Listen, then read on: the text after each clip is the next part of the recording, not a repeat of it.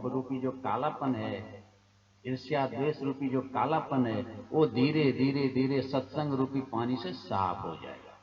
सत्संग आपके साथ जाएगा? बिल्कुल नहीं। भगवान आपके साथ चले जाएंगे? बिल्कुल नहीं। सिर्फ आप शुद्ध हो जाएंगे। ये सत्संग की महिमा है। इसलिए लंकिनी ने सत्संग की महिमा बताई हनुमान जी को, और हनुमान जी दूसरे पहाड़ पे चढ़ के 400 कोस का जो ये समुद्र है उसको पार किया। और इसी तरह से हम जीव वो 400 कोस जो ये देह अभिमान है इसको हम पार कर रहे हैं अभी। तो श्रीमद् भगवद गीता में यही बात भगवान श्री कृष्ण ने अर्जुन को स्थित प्रज्ञ के 71वें श्लोक में बताया। विहाय कामान सर्वान पुमान चरति निष्प्रह निर्मम निहंकार स शांतिम अधिगच्छति। अभी ध्यान देना, इसको मेल करूंगा यहां से। विहाय मतलब छोड़ के, विहाय मतलब छोड़ना, छोड़ के। विहाय कामान, कामान मतलब काम, कामना को। सर्वान मतलब सभी कामनाओं को छोड़ के। विहाय कामान सर्वान। पुमान, पुमान मतलब व्यक्ति, मनुष्य, जीव। विहाय कामान सर्वान पुमान चरति, चरति मतलब रहता है। निष्प्रह, निष्प्रह मतलब निःस्पृहा, जो तीसरा है वहां पे हमने बात की चार का। पहला कामना की बात की थी और तीसरा अस्पृहा का बात किया था। तो विहाय कामान सर्वान पुमान चरति निष्प्रह निर्मम, ममता, निर्ममता दूसरा बात किया था हमने। कामना, ममता, अस्पृहा। तो निर्मम निहंकार चौथा बात किया था, अहंकार का। तो भगवान श्री कृष्ण भी बोल रहे हैं कि ये चार चीज अगर तुम छोड़ देते हो, विहाय कामान सर्वान पुमान चरति निष्प्रह निर्मम निहंकार, यानी अगर जीव सारे कामनाओं को, निर्मम मतलब सारे ममता को, निहंकार मतलब सारे अहंकार को, और निष्प्रह यानी सारे अस्पृहा को, विहाय मतलब अगर छोड़ देता है तो शांतिम अधिगच्छति, वो शांति को प्राप्त करता है। और यही बात हनुमान जी यहाँ पे बता रहे हैं कि ये चार चीज को जैसे हनुमान जी ने पार किया वैसे उनको बारह पार गए, मदिरा समुद्र, ये 400 कोस का समुद्र पार कर गए। हम सभी जीव इसी लक्ष्य के साथ इस 5 दिन के सत्संग में बैठे हैं कि हम भी इस 400 कोस की देह यात्रा, देह अभिमान की यात्रा को पार करें और फलतः हम भक्ति रूपी सीता को खोजें। ये दूसरा पहाड़ था देव जो विचार रूपी पहाड़ था।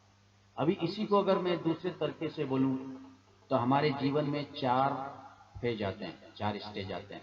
पहला बचपन, दूसरा जवानी, तीसरा प्रौढ़ावस्था और चौथा वृद्धावस्था। ये 4 स्टेज आता है जिसे हर जीव को पार करना है। अगर ये 4 स्टेज आप खुशी खुशी पार कर जाते हैं तो आपको ये 400 कोस की समुद्र यात्रा पार करने का मतलब समझ में आ जाएगा। बचपन, जवानी, प्रौढ़ावस्था और वृद्धावस्था। और ये चारों का रिलेशन हमारे जीवन में क्या है? संतति, संपत्ति, संसार और स्वास्थ्य। और ये 4 चीज ही हमारे जीवन में दुख देता है। ध्यान देना, या तो आपको स्वास्थ्य जो बुढ़ापे में होता है वो आपको दुख देगा, संसार अथवा संबंध जो प्रौढ़ावस्था में होता है, हम अपने संसारिक जीवन में लोगों से संबंध बनाते हैं, अपेक्षाएं रखते हैं, उसके कारण हमें दुख होता है। अगर कोई हमारा बात नहीं माने तो हमें दुख होता है, और अगर बात माने तो हमें खुशी होती है। तो ये हो गया संबंध, ये हमें दुख देता है। संपत्ति, जवानी में हम संपत्ति कमाते हैं, बहुत संपत्ति कमाते हैं, लेकिन हमेशा ये दुख, ये डर, ये संपत्ति कहीं छूट ना जाए, ये संपत्ति कहीं खत्म ना हो जाए। जबकि ये एक यथार्थ है, ये एक सत्य है कि संपत्ति 10 द्वारी होता है, लक्ष्मी एक द्वार पे नहीं रहता। फिर भी हमें ये भ्रम है कि संपत्ति मेरा ही है, और इसी भ्रम को हनुमान जी ने रावण को समझाया कि यह संपत्ति तुम्हारा नहीं। ये बात तकरीबन हम कल या तो परसों करेंगे, लेकिन इसका एक जस्ट झलकी देता हूं कि हनुमान जी जब गए तो सबसे पहला उन्होंने काम किया, सुंदरबन को उजाड़ दिया। अशोक वाटिका को उजाड़ दिया, और दूसरा काम किया, अक्षय का क्षय कर दिया, अक्षय को मार दिया। इसका अगर गूढ़ अर्थ आप समझेंगे तो हनुमान जी हम सभी जीव को ये बता रहे हैं, जो कि हम विस्तृत बात करेंगे कल या परसों, लेकिन संक्षेप में हमें ये बता रहे हैं कि इस दुनिया में ना तो किसी का परिवार सुरक्षित है, ना तो किसी का बेटा अक्षय है। अगर आप परिवार रूपी वाटिका को अशोक समझते हो तो ये आपकी भूल है, क्योंकि सबका नाश अवश्यम भावी है। इसलिए हनुमान जी ने पहले उस अशोक को उखाड़ के शोक में बदल दिया। इसलिए व्यक्ति अगर सोचे कि मेरे जीवन में सिर्फ और सिर्फ खुशी आए, सिर्फ और सिर्फ हम अच्छी चीज को ही प्राप्त करें, शोक हमारे जीवन में आए नहीं, तो ये भूल है हमारी। और सिर्फ अगर हम सोचें कि मेरा बेटा ही जिंदा रहेगा, बाकी सब तो मरेगा, ये भी हमारी ही भूल है, क्योंकि अक्षय कोई नहीं है। रावण का भी अक्षय का क्षय हुआ, रावण ने मारा, हनुमान जी ने मारा उसे। तो ये समझना हमारी भूल है। आए हम पीछे विषय वस्तु पे चलते हैं। तो संतति, चौथा मैंने बात किया संतति, जो हमारे दुख का सबसे बड़ा कारण है इस चारों में, वो है संतति। संतति मतलब होता है संतान। संतान हमारे दुख का सबसे बड़ा कारण हो सकता है। रावण अपने पूर्वजों के लिए सबसे बड़ा दुख का कारण बना, सारे रावण सारे राक्षस कुल का नाश कर दिया। तो ये चार चिक हमारे जीवन में दुख का कारण है, ये चार अवस्थाएं जो हमारे जीवन में है, और ये चार कामना, ममता, अस्त्रिया और अहंकार, ये 400 कोष का देह अभिमान है। इसको हमको पार करना ही पड़ेगा अगर आपको मां सीता का दर्शन करना है, अगर आपको अपने जीवन में भक्ति लानी है। एक मैं कहानी बताऊं। एक बहुत बड़ा बिजनेसमैन है, 30 साल का उम्र, नौजवान, बिल्कुल सुंदर, नौकर है, चाकर है, गाड़ी है, बंगला है, घर है, परिवार है, 10 कंपनियां हैं, लेकिन उसकी शादी नहीं हुई। और एक दिन सपने में भगवान ने उसे एक आशीर्वाद दिया कि तुम जो मांगोगे वो मैं पूरा करूंगा। उसके पास नौकर है, चाकर है, बंगला है, गाड़ी है, घोड़ा है, पैसा है, लेकिन शादी नहीं हो रहा है। तो उसने भगवान से मांगा, मेरे पास नौकर है, चाकर है, बंगला है, गाड़ी है, घोड़ा है, सिर्फ एक सुंदर बीवी दे दो। उसने बोला और कुछ? बोला नहीं, सिर्फ सुंदर बीवी एक चाहिए। बोला तथास्तु। और उसकी शादी एक खूबसूरत लड़की से हो गई। अब उसके पास गाड़ी है, बंगला है, नौकर है, चाकर है, धन है, संपत्ति है, बीवी भी बहुत सुंदर है, लेकिन बच्चा नहीं हो रहा है। 2 साल बीत गया, 3 साल बीत गया, 4 साल बीत गया, 5 साल बीत गया, 6 साल बीत गया।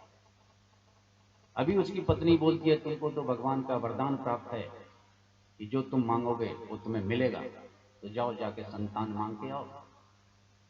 वो गया, बोला भगवान हमारे पास गाड़ी है, नौकर है, चाकर है, बंगला है, कोठी है, एक सुंदर बीवी भी है, सिर्फ एक बच्चे की कमी है, तो एक बच्चा दे दो। बोला और कुछ? बोला नहीं, और कुछ नहीं चाहिए, सिर्फ एक बच्चा चाहिए। बोला सोच के बोलो। बोला बिल्कुल सोच के बोल रहा हूं। बोला तथास्तु। और कुछ दिन के बाद उनकी पत्नी प्रेग्नेंट हुई और एक हृष्ट सुंदर सा बालक जन्म लिया।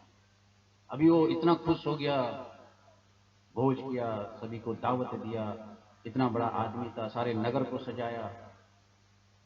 महीना बीता, 2 महीना बीता, 4 महीना बीता, 6 महीना बीता, साल बीता, 2 साल बीता। बाद में पता चला उसका बच्चा ना सुन सकता है ना बोल सकता है, कान से बहरा, मुंह से गूंगा। नौकर है, चाकर है, बंगला है, गाड़ी है, घोड़ा है, सुंदर बीवी है, एक सुंदर बच्चा है, लेकिन वो बोल नहीं सकता। उसकी पत्नी ने बोला जाओ भगवान जी से बोलो, इसको सुनने और बोलने की ताकत है। और उस व्यक्ति ने क्या बोला, यही मूल प्रश्न है जो हम सबको समझना है। बोला अब मैं नहीं जाऊंगा, अब मैं नहीं जाऊंगा। बोला क्यों? बोला मैंने तुम्हारे कहने पे मैंने संतान मांगा, मैंने अपने कहने पे बीवी मांगा, अभी मैं तुम्हारे कहने पे फिर जाके बोलूं ये बच्चा को बोलने का शक्ति और सुनने का शक्ति दे दो। भगवान जी बोलेंगे तथास्तु, ये बच्चा बोलने लगेगा, लेकिन क्या पता कल ये कैसा गलत बात बोलेगा कि मेरा कान को भी अच्छा नहीं लगेगा। इससे अच्छा है अब मैं जाऊंगा नहीं। तो इस कामना का अंत नहीं है, इस ममता का भी अंत नहीं है, इस अस्पृहा का भी अंत नहीं है, इस अहंकार का भी अंत नहीं है। ये कहानी तो खत्म हो जाती है, लेकिन ये हमें ये सीख दे के जाती है कि happy life does not mean, एक सुखी जीवन का ये मतलब नहीं कि आपके पास सारे भौतिक सुख संपादन हो तो आप खुश रहेंगे। इसलिए शांति आपके जीवन में आती है तो आपको सफलता मिलेगी। इसकी गारंटी हनुमान जी महाराज दे रहे हैं सुंदरकांड के माध्यम से। शांतम शाश्वतम अप्रमेय मनगम, शांतम शब्द बोल के। और श्री कृष्ण भी अर्जुन को बोल रहे हैं कि तुम्हें शांति कब मिलेगी, जब तुम सारे कामनाओं को, सारे ममता को, सारे अस्पृहा को, सारे अहंकार को छोड़ दोगे, तभी तुमको सफलता मिलेगी, नहीं तो नहीं मिलेगी। तो इस तरह से दूसरे पहाड़ पे चढ़ के हनुमान जी ने 400 कोस के समुद्र की यात्रा को पार किया और लंका पहुंच गए। अभी हम लोग भी इस देह रूपी यात्रा में लंका पहुंच गए हैं, अंदर अंदर आप लंका पहुंच गए हैं। और लंका में जाके हनुमान जी ने क्या देखा, जो चीज देखा वो देखने के लिए आपको तीसरे पहाड़ पर चढ़ने की जरूरत है। आपको अपने अंदर जब दिखा रहा है लंका, तो सोने की लंका दिख रही है, यानी पूरा का पूरा लोभ और मोह ही दिख रहा है आपको अपने अंदर। यहाँ 1 किलो सोना, 1 तोला सोना के लिए खून खराबा हो सकता है, वहां पूरा लंका ही सोना का था। और हनुमान जी अब देखने के लिए तैयार है। वहां पे और क्या दिखा, वो देखने के लिए जिस पहाड़ पे चढ़े हनुमान जी, वो तीसरा पहाड़ था और उसका नाम वैराग्य का पहाड़ था। वैराग्य मतलब अभी हमने बात किया था कि काम क्रोध लोभ वो मद मत्सर राग द्वेष अहंकार को छोड़ना, या उससे अनअफेक्टेड होना, या उससे प्रभावित हुए बिना आप अपने जीवन पथ पे आगे बढ़ना ही वैराग्य का पहाड़ पे चढ़ना है। तो हमारे जीवन के अंदर भी, हमारे शरीर के अंदर भी अनेक विकृतियां हैं, अनेक विकार हैं, अनेक कुरीतियां हैं, जिसके प्रभाव से इस शरीर को मुक्त करना है। तभी हम आत्म स्वरूप में जा पाएंगे, तभी हम भक्ति रूपी सीता को खोज पाएंगे। तो तीसरा पहाड़ जो है वो वैराग्य का पहाड़ है। गिरि पर चढ़ी लंका तहीं देखी, कहीं न जाए अति दुर्ग विषय। ये तीसरा पहाड़। हनुमान जी वैराग्य रूपी पहाड़ पे चढ़े और लंका को देखा। लंका में क्या दिखा, 3 बातें दिखी। जो 3 छंद हैं, दूसरे दोहे के बाद और तीसरे दोहे के पहले 3 छंद हैं, उस 3 छंद में एक एक चीज दिखा हनुमान जी को, और इसलिए वैराग्य रूपी पहाड़ पे चढ़ने की जरूरत पड़ी हनुमान जी को। और हम सभी को वो 3 चीज अपने अंदर दिखाई देता है। अज्ञानवश हम 5:15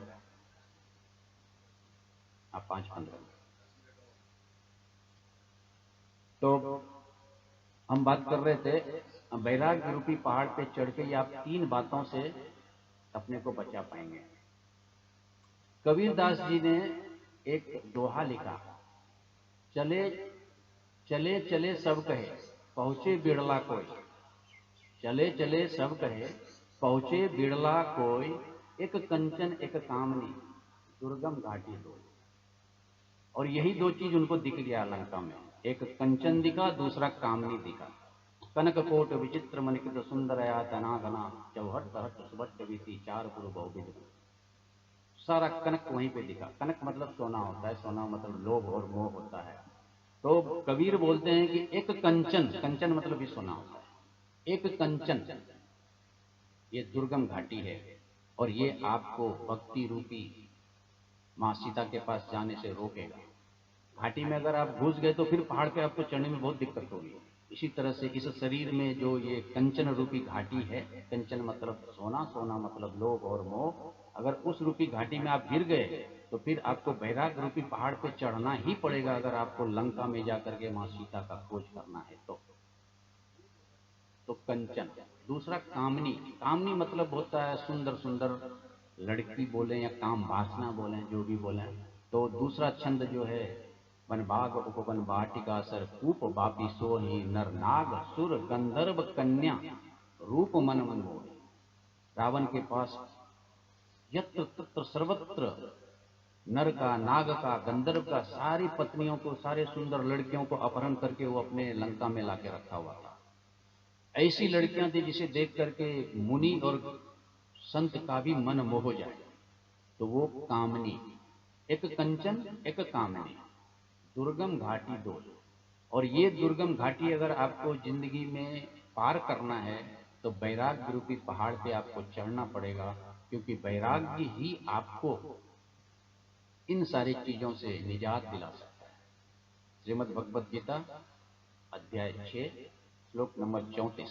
कल मैंने बात की थी कि मन चंचल कृष्ण, अर्जुन ने बोला कि ये मन बहुत ही चंचल है, इसको कैसे मैं निग्रह करूं, ये तो वायु के समान दुष्प्रभावी है। तो इसके उत्तर में श्री कृष्ण ने बताया कि निसंदेह ये बहुत ही चंचल है, लेकिन अभ्यासेन तू कौन्ते वैराग्येन रिगच्छति। 34 नंबर का श्लोक, कि अभ्यास से और वैराग्य से तुम मन को शांत कर सकते हो। और यही बात यहाँ पे हनुमान जी ने किया। वैराग्य रूपी पर्वत पर चढ़े और कंचन कामनी।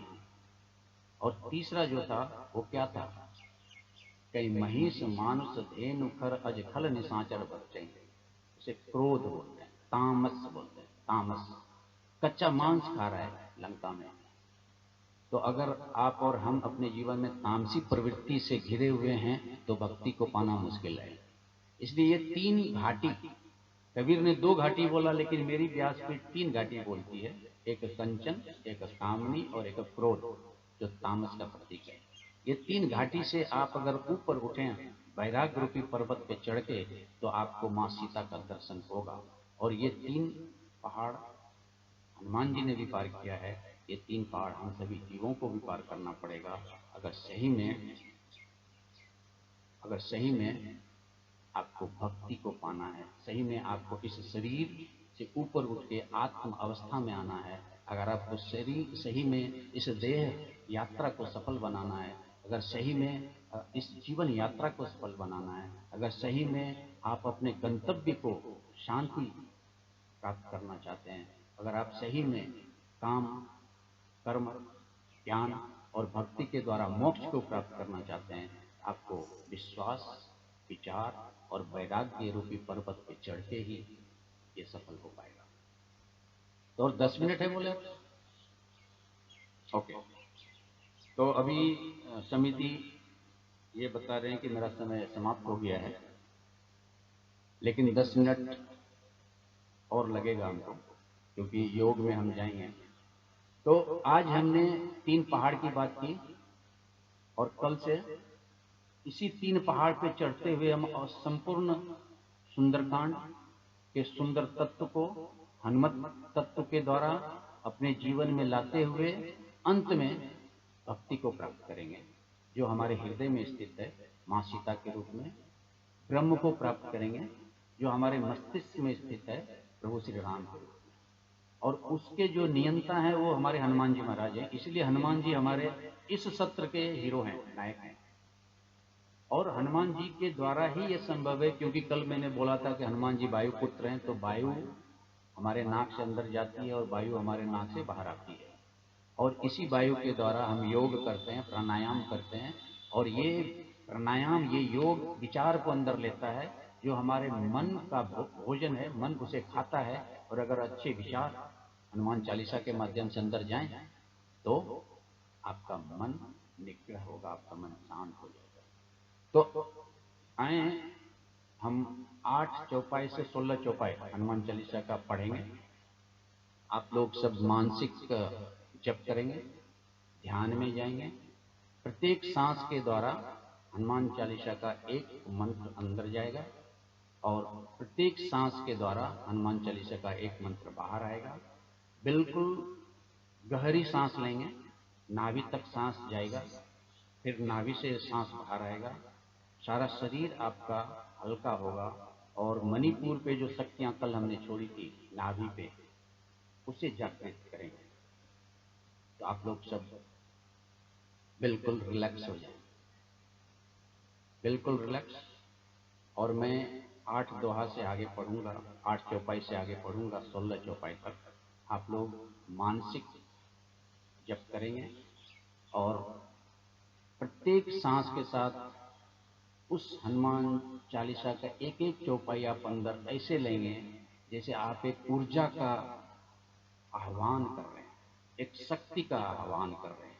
उस शक्ति के रूप में आपके अंदर जाएगा वो, आपके अंदर की विकृतियों को भगाएगा, आपके अंदर के कमजोरियों को भगाएगा, आपके अंदर के अंधकार को भगाएगा और फिर आपका अंदर उजालों से भर जाएगा, ज्ञान से भर जाएगा।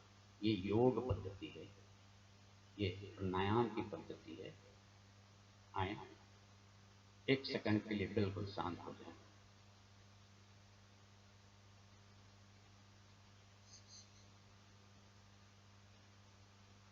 सूक्ष्म रूप धरि सिंह दिखावा, विकट रूप धरि लंक जरावा, भीम रूप धरि असुर संहारे, रामचंद्र के काज समारे। लाए सजीवन लखन जिलाए, श्री रघुवीर हरष उर लाए। रघुपति किन्नी बहुत बड़ाई, तुम मम प्रिय भरते सब आई। सस बदन तुमरे जस गावा, अस कै श्रीपति कंठ लगावा। सनकादिक ब्रह्मादि मुनीसा, नारद सारद सहित कहीसा। यम कुबेर दिखपाल जहाँ ते, कवि को विद कह सके कहाँ ते। तुम उपकार सुग्रीव वही किन्ना, राम मिलाए राजपद पुन्ना। ये 16वां चौपाई है। आप बिल्कुल शांत हो जाएं और इस 8 से 16 चौपाई को अपने मन ही मन स्मरण करें। प्रत्येक सांस के द्वारा हनुमत तत्व का एक एक शक्ति, प्रत्येक सांस के द्वारा हनुमत तत्व का एक एक ज्ञान, प्रत्येक पंक्ति के द्वारा एक एक भक्ति आपके अंदर जा रही है। आप परमपिता परमात्मा की परम संतान हैं। आप एक आत्मा हैं, दिव्य स्वरूप में आत्मा है, एक चमकता हुआ प्रकाश, देखने में बिल्कुल बिंदु के समान, लेकिन शक्ति में सिंधु के समान है। आप अनंत शक्तियां आप में समाहित है। हनुमत तत्व के द्वारा उसे अपने अंदर लाने का प्रयास करें। हनुमान चालीसा का एक एक पंक्ति आपके अंदर शक्ति प्रवाहित कर रही है। आपका रोम रोम हनुमत तत्व से भर गया है। आपका अंग अंग हनुमान के समान हो गया है। आपका रोम रोम हनुमत तत्व से लबारेज हो गया है। आप उस परमपिता परमात्मा की संतान, एक अजर अमर अविनाशी दिव्य शक्ति, इस शरीर को चलाने वाली एक दिव्य सत्ता है। अपने अंदर जो भी विकृतियां उसे दूर भगा रहे हैं। हर सांस के साथ शक्ति अंदर, हर सांस के साथ कमजोरी बाहर, हर शक्ति के साथ जीत अंदर, हर सांस के साथ हार बाहर, हर सांस के साथ ब्रह्म अंदर, हर सांस के साथ रावण बाहर। फिर आप देखेंगे आप बिल्कुल निर्मल बन चुके हैं। आप देखेंगे आप बिल्कुल हल्के हो गए हैं और मणिपुर पे जो शक्ति चक्र पे शक्तियां थी वो जागृत हो गई है और धीरे धीरे ऊपर उठते हुए आपके हृदय पे आके स्थित हो गई है। हृदय अनाहत शक्ति चक्र, प्रेम का प्रतीक। आपका हृदय बिल्कुल प्रफुल्लित हो गया है। आपके हृदय में हनुमान जी राम सीता और लखन के साथ विराजमान हो गए हैं। आप अपने भक्ति के बिल्कुल करीब आ गए हैं। भक्ति आपके सम्मुख खड़ी है, आपका आह्वान कर रही है।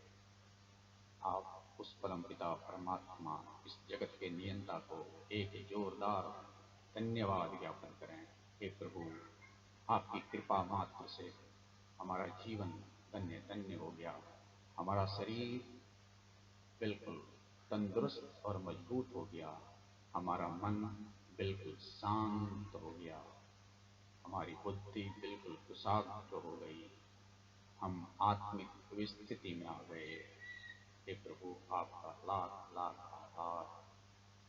देवियों सज्जनों, आंखें बिल्कुल न खोलें।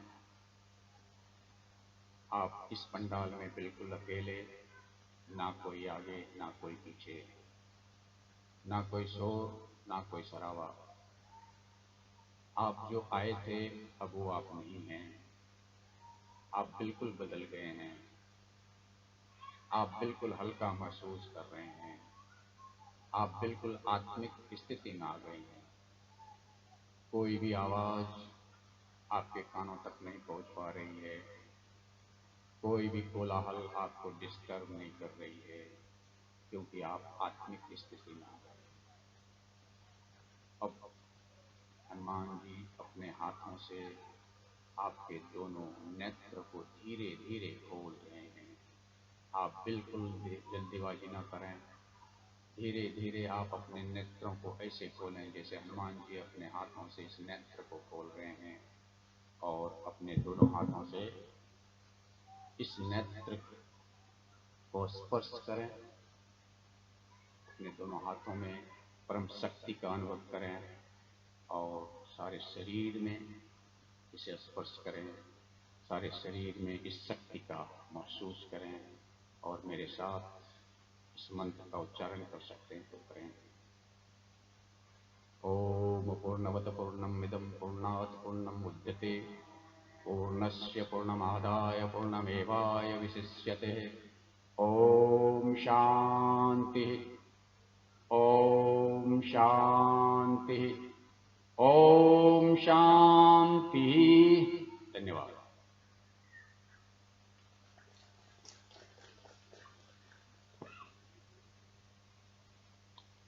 अभी तक आप सब लोग बड़े ही श्रद्धा और भक्ति युक्त होकर श्री महाराज जी से गीता के सुंदर उपदेशों को श्रवण कर रहे थे, और हनुमान जी का सुंदर चरित्र कहा गया है कि राम जी तो हमारे त्रेता में पधारे, द्वापर में हमारे श्री कन्हैया जी पधारे, पर हनुमान जी कैसे हैं कि चारों युग प्रताप तुम्हारा। तो चारों युगों में जिनकी ध्वजा पताका हमेशा लहराती रहती है, ऐसे सुंदर हनुमान जी के सुंदर चौपाइयों को श्रवण कर रहे थे।